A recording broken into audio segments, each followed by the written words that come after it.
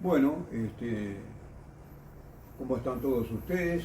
Volvemos al tema de la estructura de los tipos penales. Para repasar un poquito, estábamos hablando del tipo doloso. Habíamos considerado en la charla anterior la parte objetiva del tipo doloso y habíamos visto ahí, dentro de lo que se llaman los elementos de carácter permanente, al bien jurídico, el sujeto activo, que podía ser simple o que podía ser condicionado por muchísimas condiciones, y el sujeto pasivo, que también puede ser simple, casi siempre simple, pero también puede ser condicionado. Y hoy vamos a hablar de los elementos ocasionales. ¿Qué quiere decir esto? Que en realidad pueden estar o no, no son obligatorios dentro del tipo penal. Los que vimos en la charla anterior, que son los elementos permanentes, sí, el bien jurídico, el sujeto activo, el sujeto pasivo, son evidentemente los elementos permanentes, no pueden faltar dentro de un tipo penal. Y algo que quiero agregar, volviendo un poco atrás al tipo penal, pues una cosa que se da un poco por conocida, pero que yo quiero reafirmarla con ustedes, algunos de los cuales son estudiantes de derecho penal, estudiantes muy noveles, en fin, que recién están tomando contacto con la materia, que siempre hay dentro de cada uno de los tipos penales un verbo, ¿verdad? Es el verbo que es el que va a dirigir la acción delitiva. Ustedes de esto ya se habrán dado cuenta. En el tipo penal del homicidio, que está previsto en el artículo 310 del Código Penal, el verbo es dar muerte, matar a una persona. En el tipo penal del artículo 340, que es el delito de hurto, el verbo es apoderarse, ¿verdad? En fin, siempre hay una figura rectora, un verbo nuclear, que así se llama, que es el que va a dar, eh, va a iniciar lo que es la acción penal contra determinada persona, pues esa persona ha ajustado su conducta a ese verbo que está dentro del artículo. Y así sucesivamente en todos los artículos y con todos los delitos del código. Siempre hay un verbo nuclear. Y bien, hecha esta observación o referencia, pasamos a los elementos ocasionales. Los elementos ocasionales pueden ser elementos de tiempo. Hay algunos delitos que, por ejemplo, algunos delitos que están previstos en el artículo 133 del Código Penal, que son los delitos contra la soberanía del Estado, donde hay ciertas conductas que son delitos únicamente si se hacen en tiempo de guerra. Es decir, si un Estado, el Estado uruguayo en este caso, algún funcionario del Estado uruguayo, algún integrante del Estado uruguayo, comete un delito, comete una acción, por ejemplo, comerciar con el extranjero en tiempo de guerra, está cometiendo el delito del artículo 133, artículos 3, numerales 3 y 4 del Código Penal. Pero si no es en tiempo de guerra, no es delito. Hay otros que condicionan el tipo penal por razones de forma. Por ejemplo, ustedes se van a encontrar cuando lleguen a estudiar la parte especial del Código Penal, en el segundo año de la materia, se van a encontrar que hay algunos delitos que el funcionario que actúe por razón de su cargo, ¿verdad? Esto quiere decir cumpliendo propiamente su cargo. El individuo es cajero de una institución bancaria, por ejemplo, del Estado, cajero del Banco República, cajero del Banco Seguro, cajero del Banco Hipotecario, cajero del Banco Central, y está cumpliendo en ese momento la función de cajero cuando se comete la conducta que pena el Código Penal, cuando él no puede cometer eso cuando actuó por razón de su cargo.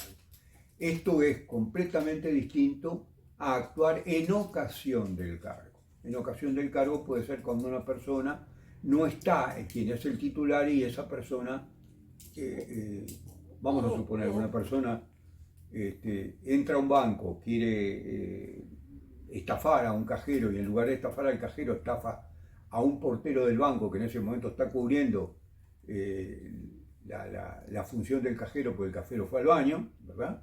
Bueno, en ese caso él está en ocasión de ese cargo. Ustedes van a encontrar, cuando estudien el segundo año de Derecho Penal, que hay algunos delitos que se castigan cuando el funcionario actúa en razón de su cargo y hay otros que se castigan cuando el funcionario actúa en ocasión del cargo. Es decir, no es su cargo propio, sino que lo está cumpliendo en ese momento por alguna circunstancia muy especial.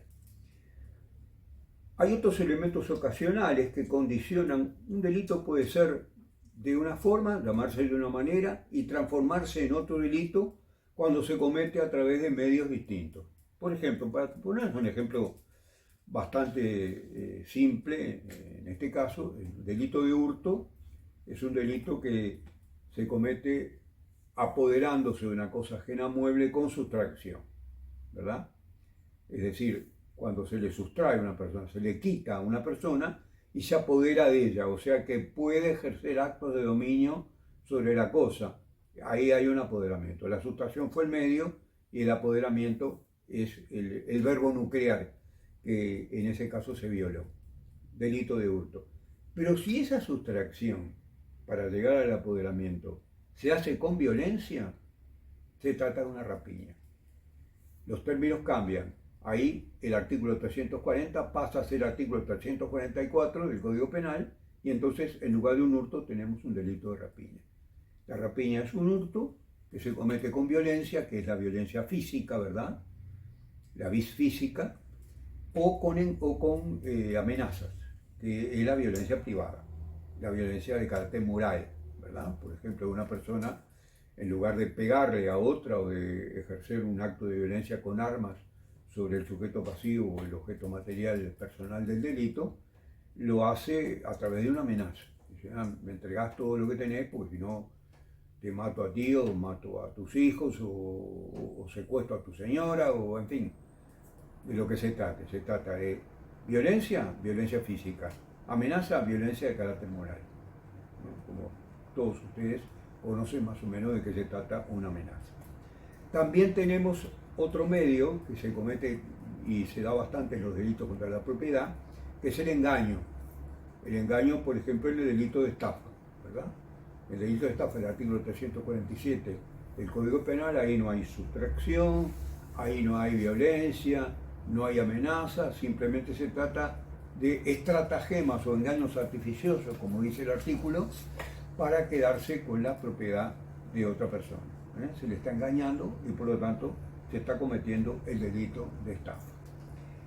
Y después tenemos otro elemento de carácter ocasional que se puede dar dentro de los tipos penales, que son los elementos de carácter normativo, se llaman. ¿Por qué normativo? Porque están en la norma, es decir, dan dentro del artículo del tipo penal correspondiente.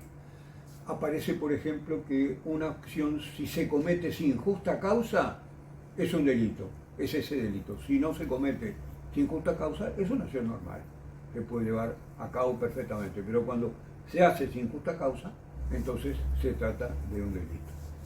Por ejemplo, una cosa que yo quería, que a veces los estudiantes se han quedado asombrados de esto, pero si una persona está preso y se escapa de una prisión sin cometer ningún acto de violencia, simplemente una puerta abierta y se escapa, no hay delito de evasión, de autoevasión. Será castigado administrativamente cuando se le encuentre, evidentemente va a tener alguna sanción de carácter disciplinario, a lo mejor lo ponen en una celda de castigo, no sé eso cómo se maneja bien. Porque para que exista delito de autoevasión, el individuo debe cometer o violencia en las cosas o violencia en las personas. O sea que vean ustedes cómo se condicionan a veces. Bueno, y lo mismo pasa con esto de la justa causa. Cuando es una acción totalmente normal, pero se comete sin justa causa, entonces puede llegar a cometerse en algunos casos ese delito. Y bueno, y así llegaríamos hasta la parte subjetiva del tipo doloso, que sería la parte final, que está ahí donde se comprende el estudio del dolo, que es un tema muy importante y que me gustaría dejarlo para la próxima charla. Es un tema muy profundo, el del dolo, ¿verdad? La intención con la cual una persona delinque, y la parte de las referencias subjetivas que pueden existir dentro de cada uno, si no de todos, pero hay algunos tipos penales que tienen referencias subjetivas, que no tienen que ver con la intención, no tienen que ver con el dolo, pero sí tienen que ver con el tipo penal, porque el tipo penal las requiere. Por ejemplo, Si yo les dijera a ustedes que un delito de hurto no es hurto si se hace por broma, por ejemplo, ustedes dicen ¿por qué? Porque en el artículo 340 del Código Penal, el delito de hurto tiene que ser cometido para aprovecharse de la cosa o hacer que otro se aproveche de ella. Si se apodera de la cosa con sustracción y lo hace por una mera broma, que se ha luego probado eso, no hay delito de hurto, porque faltó la referencia subjetiva, esa, digamos, finalidad última que tiene el individuo cuando comete el determinado delito. La entrada de tropas extranjeras a un país, cuando se permite por parte de una persona o una institución que entren tropas extranjeras al Uruguay, no es delito, pero sí lo es cuando eso se hace con el fin de atentar contra la soberanía nacional. ¿Se dan cuenta de lo que es una referencia subjetiva? De todas maneras, en la próxima charla vamos a hablar a fondo del dolo y vamos a volver a hablar de estas referencias subjetivas, que son los únicos dos elementos que integran la parte subjetiva del tipo doloso. Muchas gracias y hasta la próxima.